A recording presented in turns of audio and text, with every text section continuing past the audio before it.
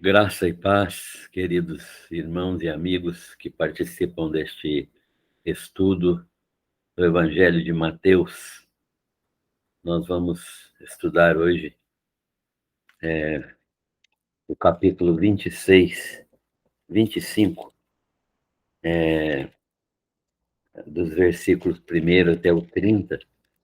São duas parábolas de Jesus ministrando sobre os últimos tempos, né? Ministrando sobre o tempo final, o tempo que precede imediatamente a sua vinda. Então, nós vamos fazer a leitura do texto, vamos orar e vamos fazer a meditação. O texto diz assim: Então, o reino dos céus será semelhante a 10 virgens que, tomando as suas lâmpadas, saíram ao encontro do noivo. 5 delas eram nécias e 5 eram prudentes. As nécias, ao tomarem as suas lâmpadas, não levaram azeite consigo. No entanto, as prudentes, além das lâmpadas, levaram azeite nas vasilhas. E tardando o noivo, foram todas tomadas de sono e adormeceram. Mas à meia-noite ouviu-se um grito: Eis o noivo, saí ao seu encontro. Então se levantaram todas aquelas virgens e prepararam as suas lâmpadas. E as nécias disseram às prudentes: Dai-nos do vosso azeite, porque as nossas lâmpadas estão se apagando. Mas as prudentes responderam-lhe: Não, para que não aconteça que nos falte a nós e a vós outros. Ide antes aos que vendem azeite e comprai-o. E saindo elas para comprar, chegou o noivo, e as que estavam apercebidas entraram com ele para as bodas e fecharam a porta. Mais tarde chegaram as virgens nécias, clamando: Senhor, Senhor, abre-nos a porta. Mas ele respondeu: Em verdade vos digo que não vos conheço. Vigiai, pois, porque não sabeis o dia nem a hora. Pois será como um homem que, ausentando-se do país, chamou os seus servos e lhes confiou seus bens. E a um deu 5 talentos, e a outro 2, e a outro 1, a cada um segundo a sua própria capacidade, e então partiu. O que recebera 5 talentos saiu imediatamente a negociar com eles e ganhou outros 5 talentos. Do mesmo modo, o que recebera 2 ganhou outros 2. Mas o que recebera 1, saindo, abriu uma cova e escondeu o dinheiro do seu senhor. Depois de muito tempo, voltou o senhor daqueles servos e ajustou contas com eles. Então, aproximando-se o que recebera 5 talentos, entregou outros 5, dizendo ao seu senhor: Senhor, confiaste-me 5 talentos. Eis aqui outros 5 talentos que ganhei. Disse-lhe o Senhor: Muito bem, servo bom e fiel. Foste fiel no pouco, sobre o muito te colocarei. Entra no gozo do teu Senhor. E aproximando-se também o que recebera 2 talentos, disse: Senhor, 2 talentos me confiaste. Aqui tens outros 2 que ganhei. Disse-lhe o Senhor: Muito bem, servo bom e fiel. Foste fiel no pouco, sobre o muito te colocarei. Entra no gozo do teu Senhor. Chegando, pois, por fim, o que recebera 1 talento, disse: Senhor, sabendo eu que és homem severo, mas que ceifas onde não semeaste, e ajuntas onde não espalhaste, receoso, escondi na terra o teu talento, e aqui tens o que é teu. Então lhe respondeu o seu senhor: servo mau e negligente, sabia que ceifo onde não semeei, e ajunto onde não espalhei. Cumpria, portanto, que entregasses o meu dinheiro aos banqueiros, e eu, ao voltar, receberia com juros o que é meu. Tirai-lhe, pois, o talento e dai-o ao que tem 10, porque a todo o que tem se lhe dará, e terá em abundância. Mas ao que não tem, até o que tem lhe será tirado. E o servo inútil, lançai-o para fora, nas trevas. Ali haverá choro e ranger de dentes. Este é o texto da palavra do Senhor que nós temos lido, capítulo 25, versículos de 1 a 30. Vamos orar. Senhor, nós queremos te agradecer pela tua palavra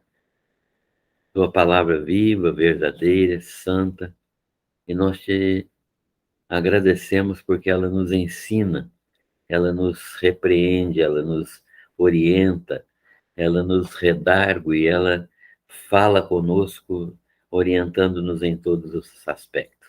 Te agradecemos por esta palavra e pedimos ao Senhor que, ao meditarmos sobre ela, tenhamos a sabedoria e o discernimento que vem do Senhor para compreender as lições destas parábolas para a nossa vida. Oramos agradecendo todas as tuas bênçãos, em nome do Senhor Jesus. Amém.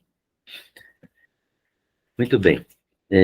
Estamos estudando o livro de Mateus, o Evangelho de Mateus, e já são mais de 53, 54 estudos, e nós agradecemos a Deus pelos ensinos que esta palavra do Senhor tem nos dado.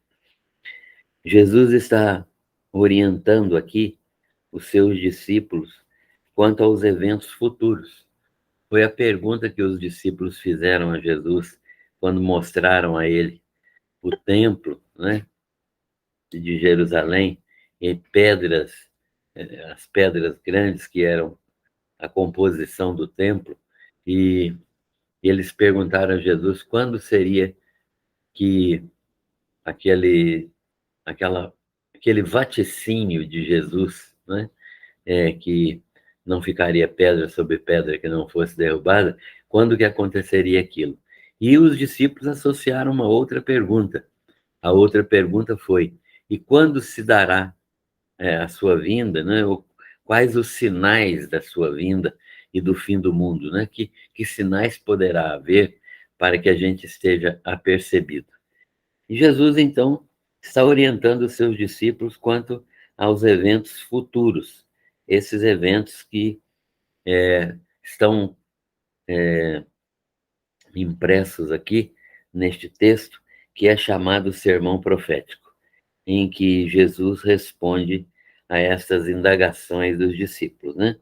Quando se darão estas coisas e que sinais haverá da tua vinda e da consumação dos séculos, ou do final dessa história, né? Quando essa história que nós estamos vivendo vai ser encerrada. A primeira pergunta, Jesus respondera de modo que não ficaria pedra sobre pedra que não fosse derrubada. Isso foi profeticamente uma palavra de Jesus demonstrando que o templo seria derribado. E literalmente o foi. Os romanos entraram em Jerusalém e o general Tito, antes de ser imperador de Roma, ele era general do exército romano. E ele entrou em Jerusalém, destruiu totalmente o templo, destruiu a cidade e, desta maneira, ele acabou com a nação de Israel, né? terminou com a história temporária da nação de Israel. Isso aconteceu no ano 70 depois de Cristo, e a, a geração da qual Jesus falou que não, naquela geração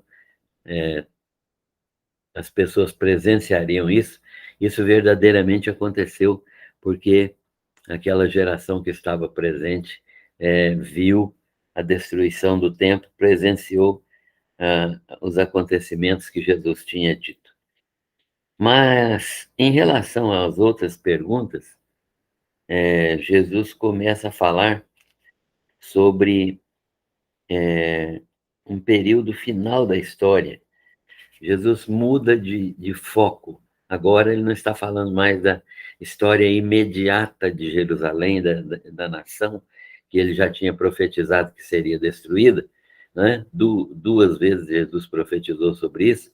Então, não é isso que Jesus está falando agora. Agora Jesus está mudando o foco da história para o final da história. E esse período final da história é um período que é chamado de tribulação, como nunca houve, nem jamais haverá. O próprio Jesus disse isso, né? Que esse período da história, o período final da história, será caracterizado por essa tribulação, que é um período de sofrimento inigualável. Nunca houve, nem jamais haverá. Esse período de tribulação, alguns estudiosos consideram que durará pelo menos 7 anos, né? Um período tribulacional aí de 7 anos. E Jesus divide esse período em duas partes. Ele fala de um período inicial, o princípio de dores, e fala de um segundo período, dentro desses 7 anos, de grande tribulação. Então, a tribulação é dividida em princípio de dores e grande tribulação. Tudo indica que o período crítico, esse período mais grave, o período chamado de grande tribulação por Jesus, será marcado pela presença do abominável da desolação. O que é esse abominável da desolação? É uma pessoa que certamente estará ocupando um lugar importante na história e reunindo muita gente em torno de si, e é o período em que costuma-se dizer que o anticristo estará se manifestando pessoalmente na história do mundo. É esse anticristo que estará entrando no templo em Jerusalém e ocupando o lugar santíssimo do templo e querendo ser adorado como Deus. É desse tempo que Jesus está falando, né? Que o profeta Daniel falou sobre esse abominável da desolação, que ia entrar no templo em Jerusalém e requerer adoração divina, como se ele fosse o próprio Deus, no templo de Jerusalém. Então, Jesus está ministrando sobre esta circunstância, sobre este problema. E agora, Jesus afirma que, então, logo em seguida a essa grande tribulação, em tempo conhecido apenas pelo Pai, aparecerá no céu o sinal do Filho do Homem. Jesus disse, então, que como que vai finalizar essa grande tribulação? Essa grande tribulação vai finalizar com a interferência do próprio Jesus na história da humanidade. E Jesus está dando aqui as coordenadas deste evento, né?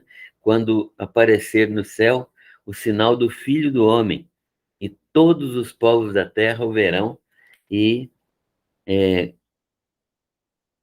estará vindo sobre as nuvens com poder e grande glória. Então, tudo indica que nós, os que estivermos vivos, estaremos vendo esta manifestação de Jesus, do Filho do Homem, né? Como ele se autodenomina, o Filho do Homem estará vindo sobre as nuvens com poder e grande glória, né? Deus encarnado na pessoa de Jesus Cristo para interferir na história da humanidade. Então, o Senhor fala da necessidade de vigilância nesse período. Esse período é um período que deve se caracterizar pela vigilância intensa, pela vigilância nesse período, e Jesus está ensinando e advertindo os discípulos por meio dessas parábolas. Então, ele conta uma parábola, a parábola da figueira, da qual nós já mencionamos e estudamos, e dos servos, né? Da parábola da figueira e dos servos. O bom que o servo bom que é achado servindo fielmente, e o servo mau que é encontrado espancando os seus conservos, né? Aqueles que servem junto com ele, e tratando mal esses conservos e defraudando o seu senhor, gastando toda os seus recursos, todos a sua fortuna com más companhias. Então, nós vimos isso no estudo passado, Jesus demonstrando que, ao invés de um comportamento como o do servo mau, que, achando que o Senhor estava demorando muito, começou a defraudar os seus bens, a gastar os seus bens, a dissipar a fortuna desse Senhor e a judiar dos seus servos, né? A atuar de maneira a ferir esses servos, espancá-los.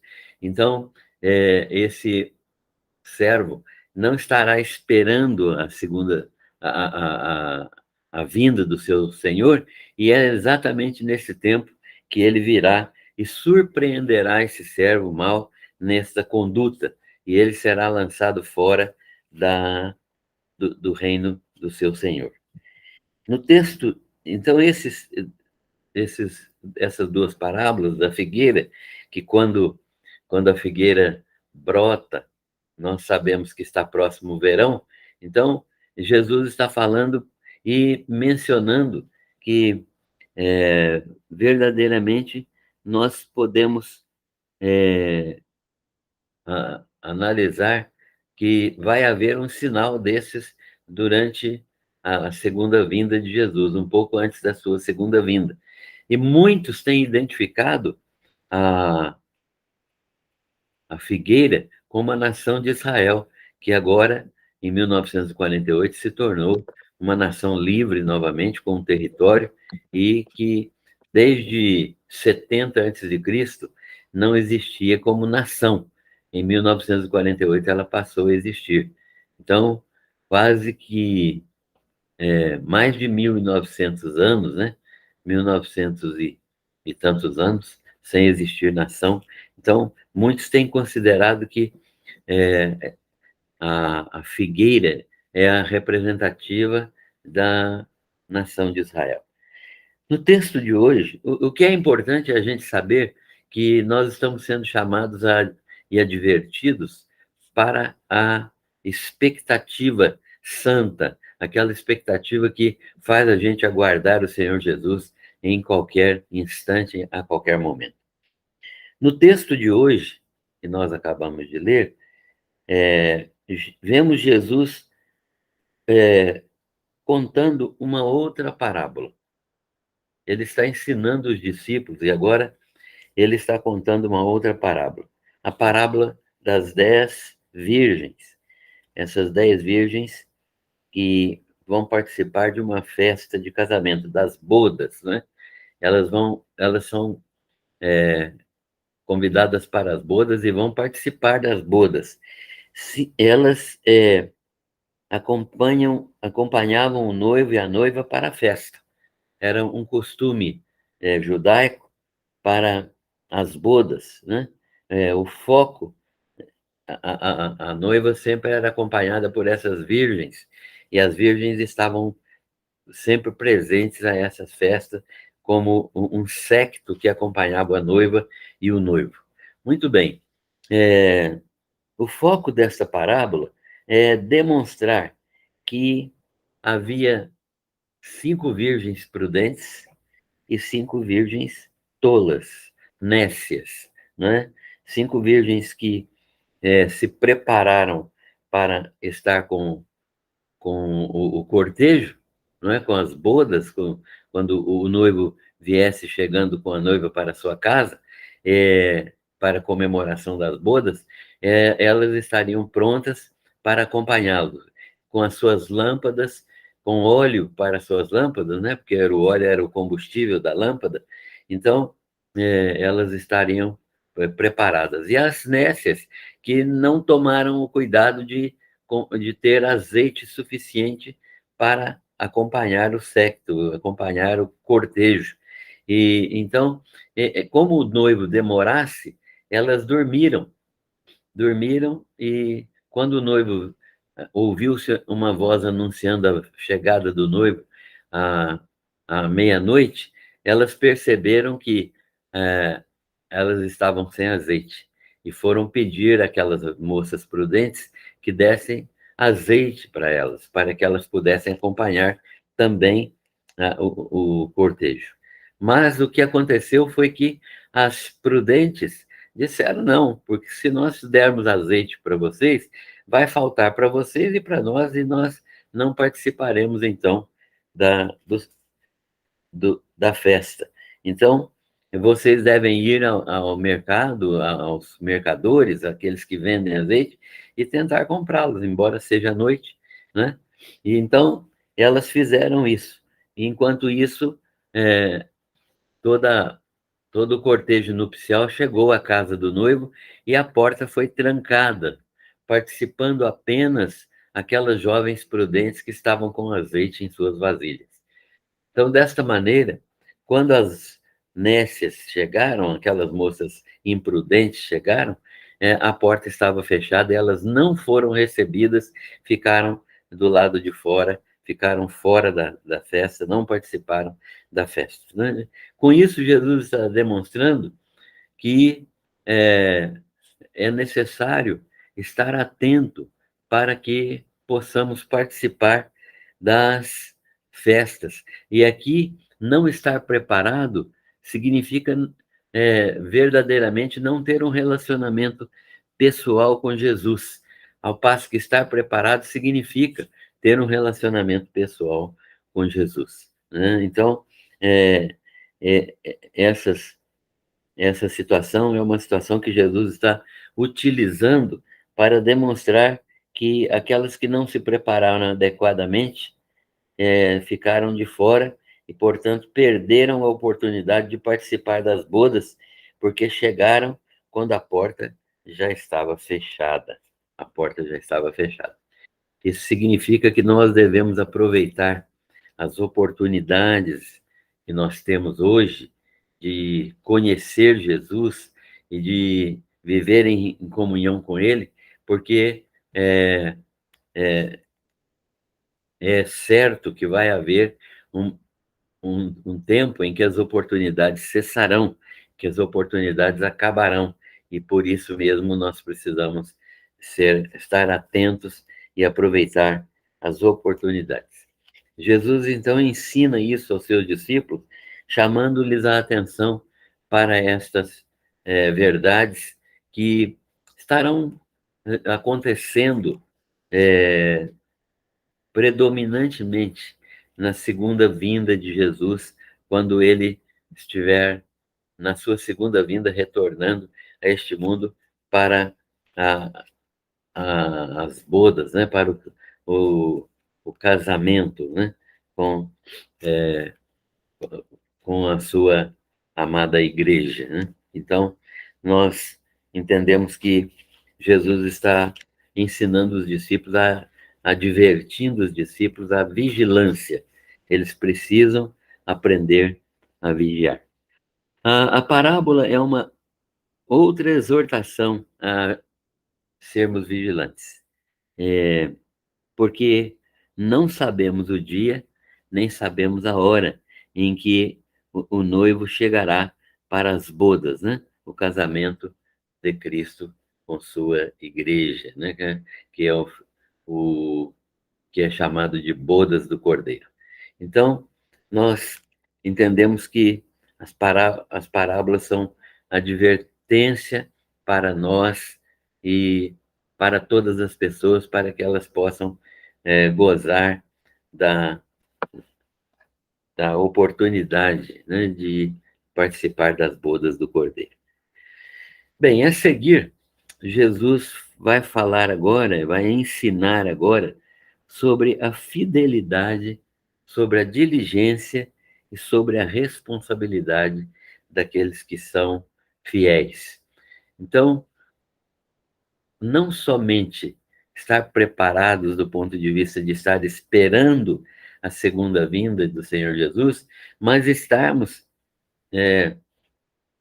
preparados de modo a manter fidelidade ao Senhor, de modo a ter diligência naquilo que nós estamos fazendo e a responsabilidade que nós devemos ter na obra do Senhor.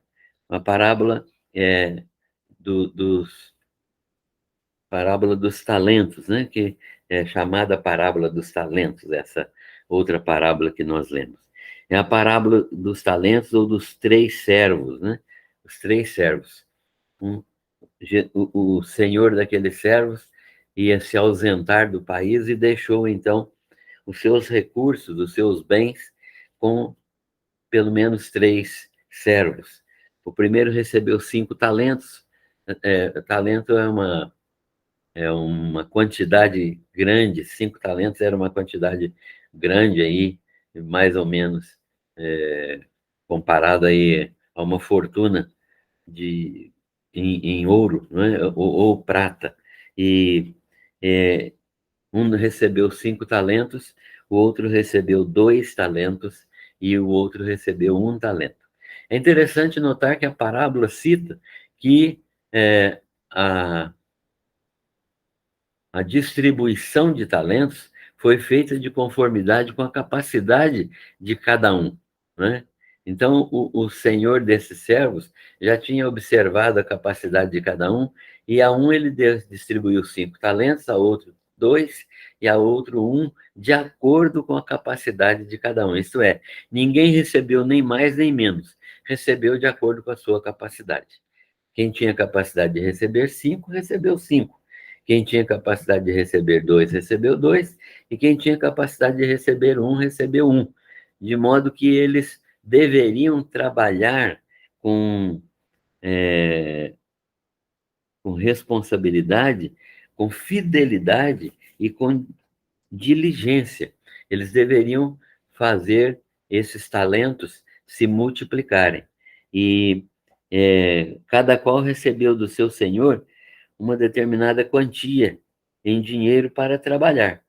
E trabalhar com esses recursos era uma demonstração, primeiro, de fidelidade, né? Cada um tinha que ser fiel ao seu senhor, fazendo aquilo que ele tinha mandado, com diligência, isto é, trabalhar com afinco, trabalhar com determinação, trabalhar com disposição, sem preguiça, né? Trabalhar diligentemente e trabalhar com responsabilidade, ou seja, ele tinha que preservar, no mínimo, a, a,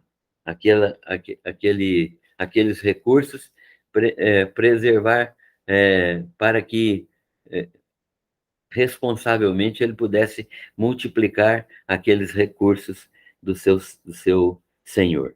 Então, terminada essa determinada quantia em dinheiro para trabalhar com ele e para apresentar os resultados quando o senhor deles voltasse, foi o que fez o senhor vir depois e acertar contas com eles. E ao acertar contas, os que receberam 5 e 2 talentos haviam trabalhado diligentemente, responsavelmente e fielmente. E eles trabalharam produzindo recursos, dobrando os recursos. Então, a capacidade de cada um foi testada e eles reproduziram 100% da sua capacidade. Foi aquilo que o seu senhor esperava, reproduzir 100% da sua capacidade. O que recebeu 5, produziu mais 5, o que recebeu 2, produziu mais 2, dentro da capacidade individual, né, de cada um. Então, e o que recebeu um talento só, ficou ressentido. Ele ficou se achando menos valorizado, ele ficou se colocando como inferior aos outros, né? E achando que o patrão foi injusto com ele, porque deu a ele só um talento. Mas ele não, nem olhar para a sua própria capacidade, ele conseguia. E de modo que ele agiu de maneira irresponsável, não foi diligente, não trabalhou com os recursos e não teve fidelidade, porque ele nem procurar ganhar os juros daquele dinheiro, ele procurou. Então, o que receberam um talento ficou ressentido por ter recebido apenas um talento e entendeu que o dinheiro no chão era melhor, era o melhor lugar. E enterrou esse dinheiro no chão e nada produziu. O texto está mostrando que nós, como servos do Senhor, servos verdadeiros, precisamos entender que nós recebemos de Deus talentos e dons para proliferá-los, para usá-los, para sermos bênção na vida das pessoas, para utilizar aquilo que Deus nos dá de modo a granjear bênçãos, a granjear novos recursos, a granjear novas pessoas para o reino de Deus. E o que nós precisamos entender é que quando o Senhor vier acertar as contas, né, foi o que aconteceu com aqueles homens. Quando o Senhor voltou a acertar as contas com os seus conservos, ele concedeu aos 2 primeiros, ao que recebeu 5 e ao que recebeu 2 talentos, concedeu que eles desfrutassem da sua generosidade. E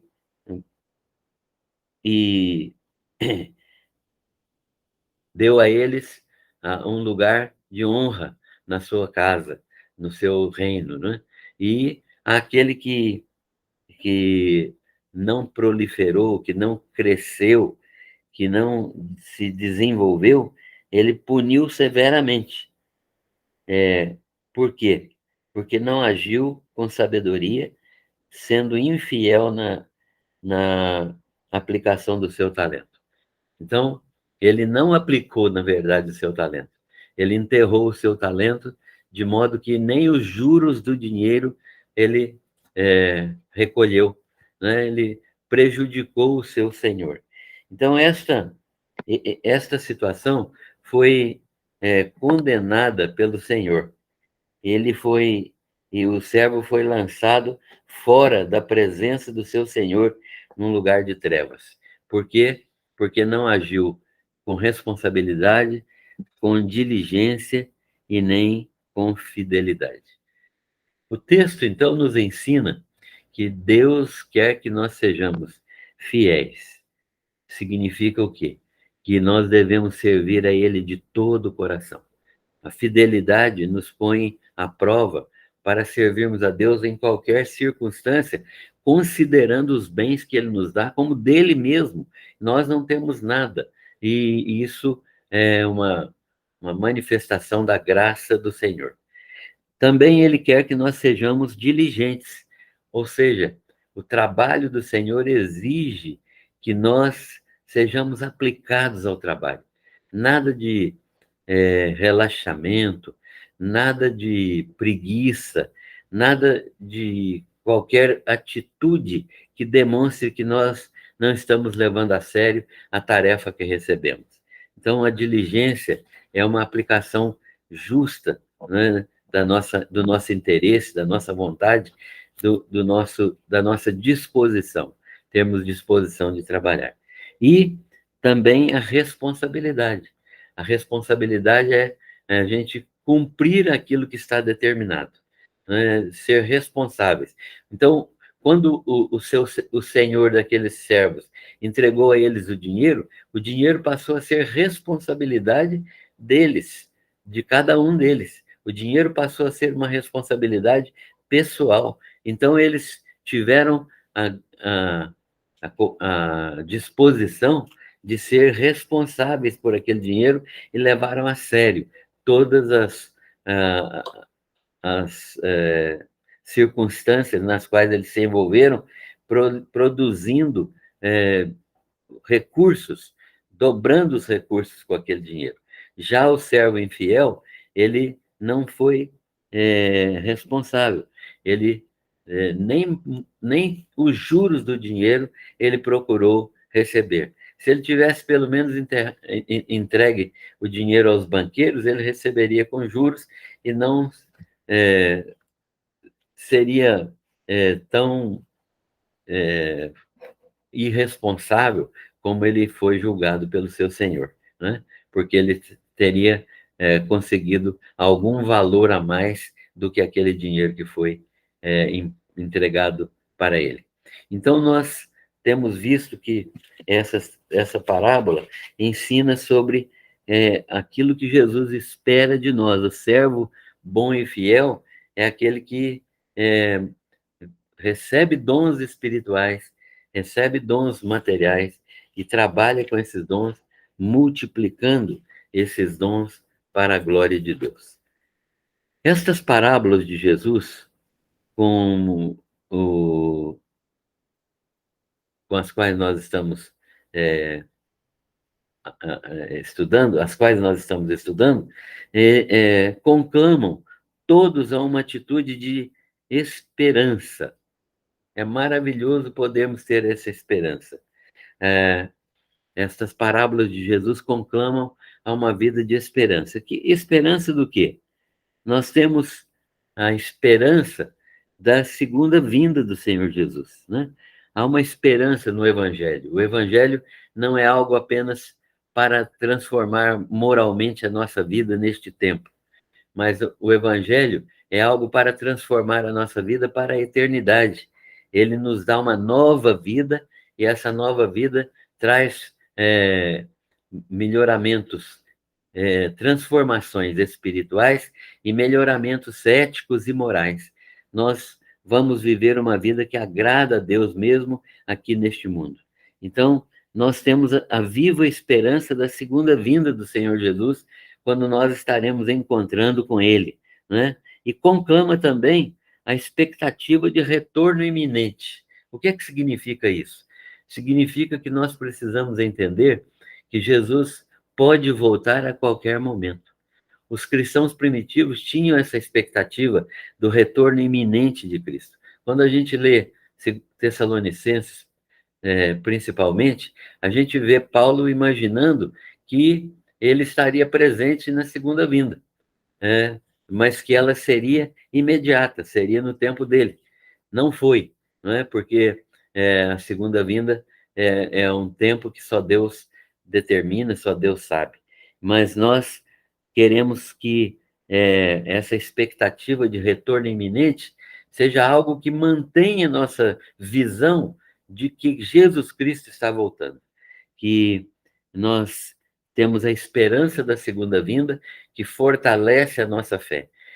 E não é uma esperança apenas expectativa, é uma esperança certeza, uma esperança clara de que verdadeiramente Deus vai cumprir as suas promessas e Jesus Cristo estará aqui na sua segunda vinda para consumar todo o plano de Deus para esta época. Nós não sabemos o dia nem a hora, e somos advertidos quanto à nossa fidelidade a Jesus, né? Somos advertidos quanto à nossa fidelidade a Jesus. Jesus tem que ocupar o primeiro lugar na nossa vida, porque nós devemos ser fiéis a Ele. Não ter outro Senhor, não ter outra outra disposição no coração a não ser servir ao Senhor Jesus, né? Uma disposição de fidelidade. Mas também essa expectativa nos conclama ao trabalho diligente, nunca descansar enquanto nós estivermos neste mundo aqui, não descansar nunca, não relaxar nunca, sermos diligentes no desenvolvimento do trabalho. E também a responsabilidade de mordomos, a responsabilidade de reproduzir aquilo que é necessário, porque nós temos uma capacidade que é medida pelo nosso Senhor. Se Ele nos dá uma capacidade X, é porque nós podemos reproduzir aquela capacidade de maneira a duplicá-la. Então, precisamos de desenvolver essa responsabilidade de mordomia, né? De fazer aquilo que Deus quer que nós façamos com diligência, com responsabilidade e com uma capacidade de fidelidade ao Senhor. Precisamos ser mordomos fiéis do Senhor, né? Capazes de reproduzir aquilo que a nossa capacidade, que a capacidade que o próprio Senhor nos dá, nos permite fazer. Concluindo e aplicando, Jesus está finalizando seu ministério. Seu ministério terreno está chegando ao fim. Ele está preparando seus discípulos para a sua morte e ressurreição. E o desempenho de sua obra de evangelização será uma consequência desta preparação do Senhor Jesus para com seus discípulos. Então, Jesus está preparando seus discípulos para dar consecução à sua obra. Ide por todo mundo, pregai o evangelho. Você já assumiu a sua responsabilidade nessa obra? Todos nós temos alguma responsabilidade nesta obra e precisamos de diligência para praticar essa obra e precisamos da responsabilidade individual dessa obra e de fidelidade para com o Senhor Jesus. Você já é responsável por alguma coisa? O Senhor Jesus te responsabilizou por alguma coisa? Qual é a sua responsabilidade nessa obra? Segundo, como você se encontra neste momento? Você já pensou que se Jesus voltar hoje, como vai te encontrar? Nós não sabemos o dia nem a hora. Pode ser hoje, pode ser amanhã, pode ser daqui a alguns anos. Nós não sabemos. O certo é que nós precisamos estar preparados. Como você está hoje? Como você se encontra neste momento? Se Jesus voltar agora, como ele vai te encontrar? Terceiro, a parábola das 10 virgens sugere que haverá muitos que não estarão na expectativa. A parábola das 10 virgens é uma figura que sugere que muita gente não vai estar na expectativa santa do Senhor Jesus, né? Como aquelas virgens que não se prepararam para a festa de casamento. Então, não estarão aguardando a esperança da segunda vinda. Então, essas pessoas serão deixadas de fora da expectativa da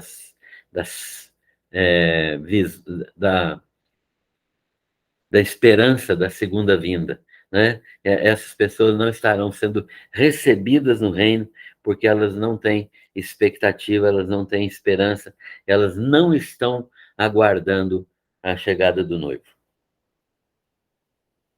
Você é dos tais que, como a segunda metade das virgens, né? As virgens imprudentes, elas não estavam na expectativa de acabar o seu azeite, e o azeite acabou. Como é que você está em relação a isso? Quarto, o tempo é urgente. O tempo é urgente, exatamente porque nós não sabemos o tempo, né? E sabemos que é urgente. A salvação é hoje. A salvação é hoje. Hoje é o dia da salvação. É agora, na verdade. E não haverá segunda chance. Pessoas não terão outra chance. Hoje é o dia da salvação. Agora é o momento oportuno da salvação. Não haverá segunda chance. Hoje é o tempo favorável para receber a graça de Deus e receber Jesus Cristo como Senhor e Salvador. Como que você está em relação a isso? E quinto e última aplicação, os que são encontrados fiéis recebem o privilégio de entrar no reino eterno do Senhor Jesus Cristo. Os que são fiéis, né? Aqueles que são encontrados fiéis, como aquele mordomo, né? Aqueles mordomos que duplicaram os seus bens. Então, eles recebem o privilégio de entrar no reino eterno do Senhor. Você está pronto para isso? Você está sendo fiel ao Senhor? Que a palavra do Senhor, abençoadora, possa desafiar você a levar uma vida de expectativa santa, uma vida de vigilância, uma vida de esperança na segunda vinda do Senhor Jesus. Que a palavra do Senhor encha sua mente e o seu coração, e que a graça do Senhor seja abundante sobre a sua vida. Deus abençoe a todos. Amém.